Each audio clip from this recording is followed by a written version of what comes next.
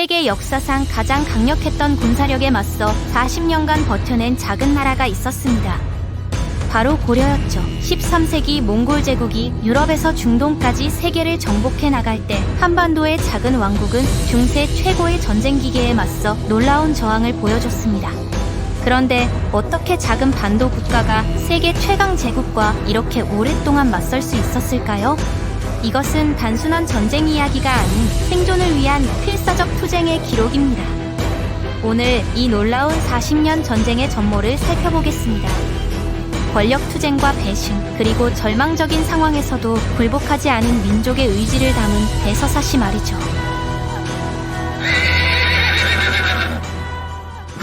13세기 고려는 이미 북방민족들의 침입에 익숙했습니다. 거란족의 요나라, 여진족의 금나라 같은 기마민족들이 수차례 침입했지만 고려는 이들을 성공적으로 막아냈죠. 보통은 조공을 바치는 대가로 평화를 유지하는 방식이었습니다. 그런데 1170년 이후부터는 상황이 달랐죠. 왕들은 허수아비가 되고 실질적 권력은 무신들이 장악했거든요.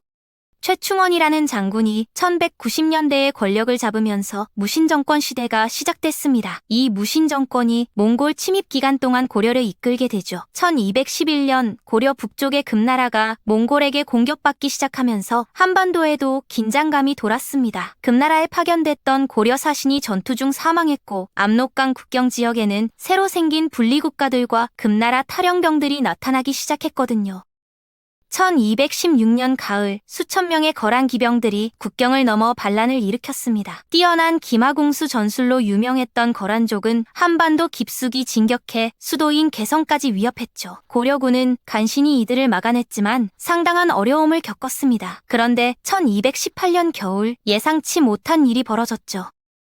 몽골이 약 3만 명의 대군을 고려에 파견하면서 간단한 제안을 했거든요. 반란을 일으킨 거란족을 진압하는 데 협력하면 그 대가로 몽골 대칸에게 조공만 바치라는 것이었습니다. 거란족 반란은 성공적으로 진압됐고 1219년부터 고려는 몽골에 조공을 보내기 시작했습니다.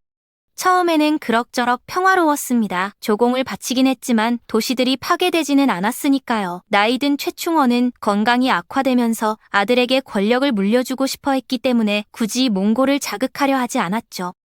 1219년 말 최충원이 사망하고 장남 최우가 뒤를 이었습니다. 아버지처럼 유능한 군인이자 결단력 있는 지도자였던 최우는 그 후 20년간 고려를 이끌게 됩니다. 문제는 최우가 몽골의 요구사항, 특히 방수 기능이 뛰어난 수달 가죽 요구를 몹시 불쾌해했다는 점이었습니다. 칭기즈칸이 중앙아시아 원정에 나선 동안 정치 상황이 급변했죠.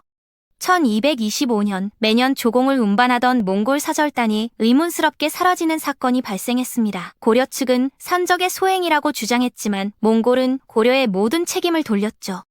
1229년 즉위한 오고타이 칸은 고려를 처벌하겠다고 선언했습니다. 처음에는 다른 반란군 공격에 고려의 지원을 요구했는데 고려가 응하지 않자 드디어 한반도 침입을 명령했죠. 사르타크 코르치가 이끄는 몽골군이 1231년 가을 압록강을 건넜습니다. 공격은 압도적이었죠. 고려군은 야전에서 완패했고 개성은 포위됐습니다.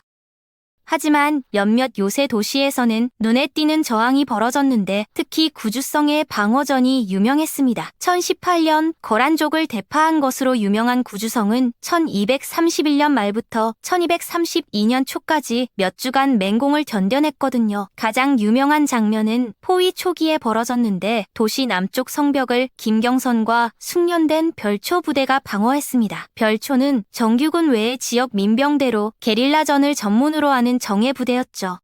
김경선은 대부분 부하들을 성 안으로 보낸 뒤 선발된 12명만 이끌고 남문으로 나갔습니다. 목숨을 아끼지 말고 죽음을 각오하라고 외치며 몽골군의 돌격을 막아냈거든요. 밤낮 없이 성벽 공격이 계속됐습니다. 몽골군은 마른 풀과 나무를 가득 실은 수레를 성문까지 밀고 가서 불태웠지만 고려군의 투석기에 파괴됐죠.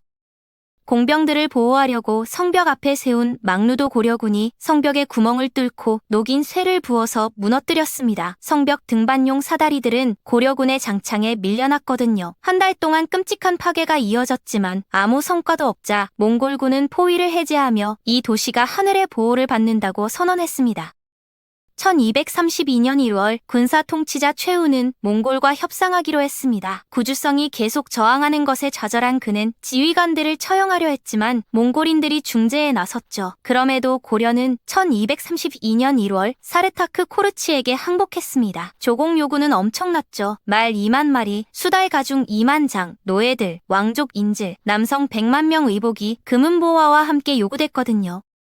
하지만 고려인들은 순응할 생각이 없었습니다. 요구사항이 너무 과했거든요. 1232년 여름 최우는 대담한 결정을 내렸습니다. 왕과 조정을 개성에서 강화도로 옮겨 바다의 보호를 받게 한 것이죠. 한반도의 몽골 관리들은 살해당했고 공개적인 반란이 시작됐습니다.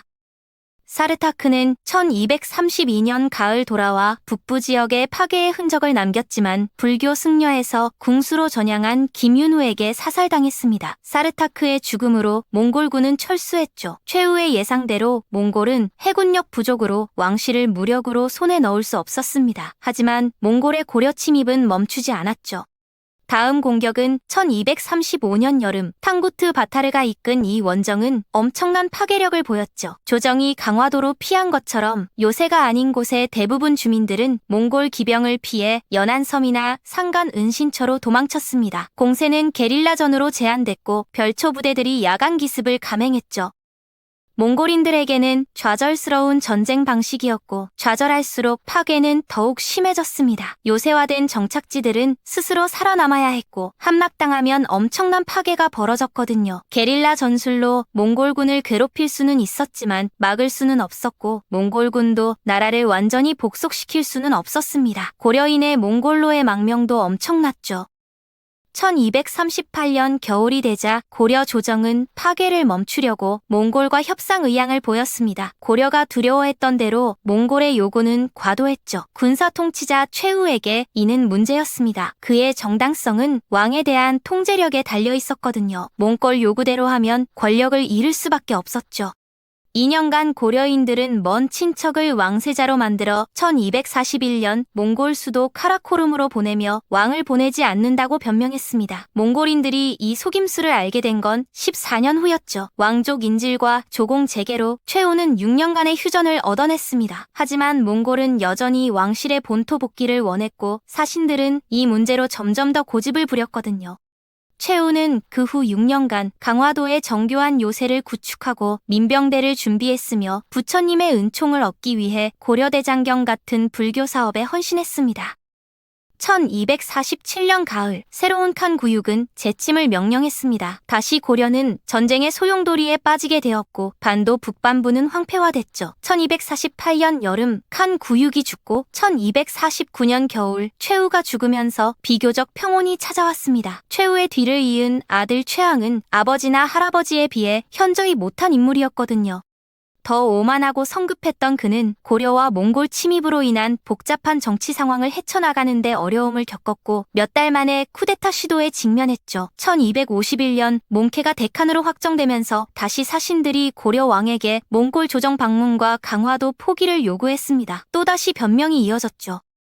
고종은 그런 여행을 하기에 너무 늙고 병약하다며 대신 왕세자를 다시 보내겠다고 제안했습니다. 1252년 몽케는 예쿠 왕자를 고려로 보냈거든요. 1253년 8월에 도착한 몽골 사절단은 고종이 6일 내에 본토에서 몽골 대표단을 만나 명령에 복종해야 한다고 발표했죠. 실제로 왕은 섬 맞은편 해협에서 몽골 사신을 만났지만 아무 성과도 없었습니다.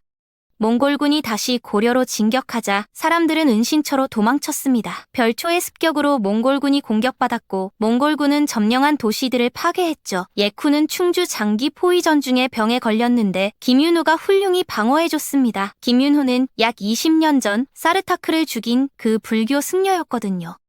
결국 몽케는 다른 왕자와의 갈등 때문에 연말 전에 예쿠를 소환했습니다. 다른 지휘관들은 몇 주 더 작전을 계속하며 간단한 상륙전을 조직했죠. 1254년 초 7척의 고려 함선이 몽골군을 상륙시켰지만 큰 성과는 없었습니다. 지휘관들은 봄에 군대를 철수시키고 8월에 증원군을 이끌고 돌아와 더 많은 복종을 요구했지만 거부당했거든요. 1255년 초여름, 몽골군은 북쪽 국경으로 후퇴했죠. 그때쯤 수년간의 파괴와 농지 방치 외에도 반도는 지속적인 가뭄을 겪고 있었습니다. 한 해에 약 20만 6,800명이 포로가 된 것으로 추정됩니다. 고통은 끔찍했죠. 몽골군은 1255년 가을 다시 공격을 시작했습니다. 계속되는 저항에 좌절한 몽골군은 방어가 잘 된 강화도 공격을 고려했죠. 1256년 중반 고려 사신에게 보낸 답변에서 몽골 지휘관의 좌절감이 여실히 드러났습니다. 사신들이 평화와 몽골 철수를 요청하러 왔는데 야간 별초 공격에 분노한 지휘관은 평화와 우정을 원한다면 왜 우리 병사들을 대량으로 죽이느냐고 쏘아붙였거든요. 1256년 가을 몽골군의 철수는 결코 안식이 아니었죠. 기근이 강화도까지 휩쓸었습니다. 봄에 몽골군이 돌아왔을 때 최씨 가문이 궁지에 몰렸다는 게 분명했을 겁니다. 최항은 곧 죽고 그의 아들 최이가 승계했는데 최이는 매우 형편없는 선택이었죠. 대중과 궁정에 음식을 제공해 호의를 얻으려 했지만 나쁜 조언자들과 자신의 잘못된 결정으로 아무 보상도 받지 못했거든요.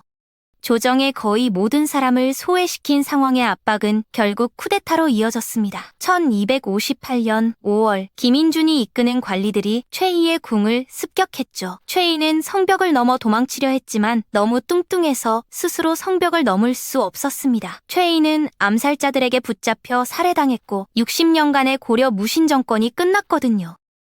김인준은 고종의 지지를 얻어 최씨 가문 재산을 분배하며 스스로 새로운 군정 우두머리가 됐습니다. 하지만 그의 지위는 최씨 가문에 비해 훨씬 약했고 여전히 몽골 복종을 거부했죠. 1258년 여름 도착한 몽골 사신은 강화도 습격을 위협했고 8월 몽골군은 추가 증원군을 받았습니다. 왕세자나 국왕을 보내지 않자 한반도 전역에서 통제 불가능한 파괴가 발생했거든요.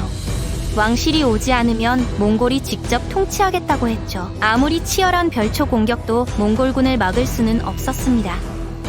1259년 저항이 무너졌습니다. 군사 통치에 대한 반란이 전국적으로 시작됐고 몽골군이 오자 마을과 도시들은 계속 싸우기보다 항복했죠. 식량 공급이 고갈되면서 군대는 거의 소멸 상태가 됐고 1259년 봄 평화협정이 체결됐습니다. 강화도 방어선은 파괴됐습니다. 김인준은 제거되지 않았지만 그의 권력은 최씨 가문에 비해 상당히 약해졌죠. 몽골 제국에 대한 고려의 조직적 저항은 끝났습니다. 1259년 5월 왕전 왕세자는 황실로 떠났고 우연히 쿠빌라이를 제국의 다음 대칸으로 인정한 최초의 외국 군주가 됐습니다. 그러자 쿠빌라이는 왕전에게 무장 호위를 제공해 고려로 돌아가 새 왕으로 즉위하게 했거든요.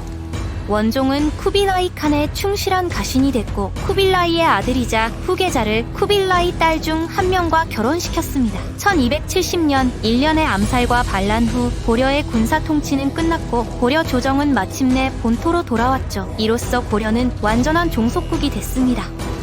하지만 몽골이 고려에 요구하는 부담은 줄어들지 않았습니다. 원종은 다시 한번 전쟁을 위해 고려인들을 동원해야 했는데 이번에는 몽골과 함께 싸워야 했거든요. 쿠빌라이 칸은 일본 열도에 맞서기 위해 고려의 함선, 식량 공급, 병력이 필요했습니다. 일본이 쿠빌라이 칸의 항복 요구를 거부했거든요. 고려는 1274년 일본에 대한 첫 번째 몽골 침입의 발판이 됐습니다. 40년간의 처절한 저항이 끝나고 이제 고려는 몽골 제국의 일원이 되어 새로운 정복 전쟁에 참여해야 했던 것이죠.